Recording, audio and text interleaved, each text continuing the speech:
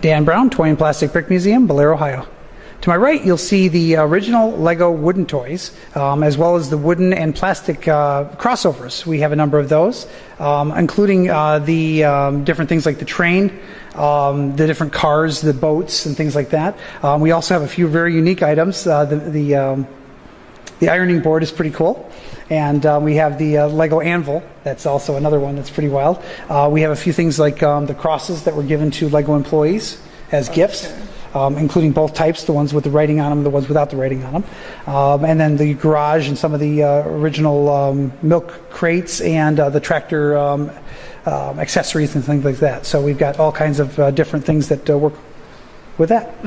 And I think to a modern Lego fan, this just kind of blows you away that this is what Lego used to be, these wooden toys and things like this. So this is just amazing. What years, I don't know if you know exact years, but general years would these have been built by Lego? It's tough to know because, the factory burned down twice, if I'm not mistaken. So I would say, if I hate to say dates because then it's like if I'm wrong, they'll be like, he doesn't know his Lego dates. I think it's in the 50s. Okay. 50s, early 60s. So, and then the crossovers are a little bit tough. If you look inside the one garage there, you'll see one of the crossovers, which was a plastic front and a wooden back end. So those are quite rare. But and then we of course got the Billo Fix and some of the other things that are out there as well. Now, have you found, I don't know, collecting these over the years, is there still fairly high quality like you expect of the plastic today, or as far as the wooden models, they held together fairly well and things like that? All the wooden models are very high quality. And again, they were built for to last year after year after year. So, that's exactly what they built them to last forever. So.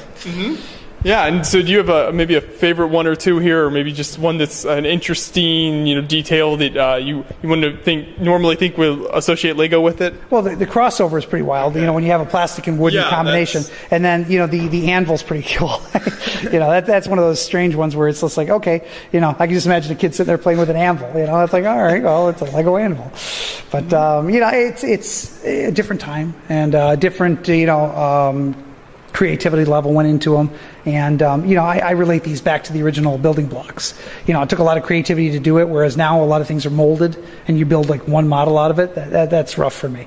I like to see the creativity part of it. So I can imagine a kid pulling one of these along, going, hey, this is my cow Doris, and I'm walking her today, and she's going because I've got the full toys over there, and and then the garage and stuff like that. It was a different toy for a different generation, and it was just very, very popular. Yeah, that's very true. But it's cool that a lot of these still survive, at least some of the models that you can still see some of these today. Oh, and again, a lot of these are museum type pieces. You've got, and you're in a museum, so it's just amazing that things like this have lasted as many years as they have. And I'd hate to see what kind of paint's on there because the paint's usually doing pretty good. So I haven't tested them, but basically you have a really well-built, high-quality toy that was built to last. And Lego's the same way now with the bricks. You can take a Lego block that was built 30 years ago and turn around and pop it in with one today, and they still fit together and they still work. So, they built for a generation. Yeah, that's very true. The quality is really amazing. So yeah, those are really neat. Appreciate you talking to us about those. Oh, thank you.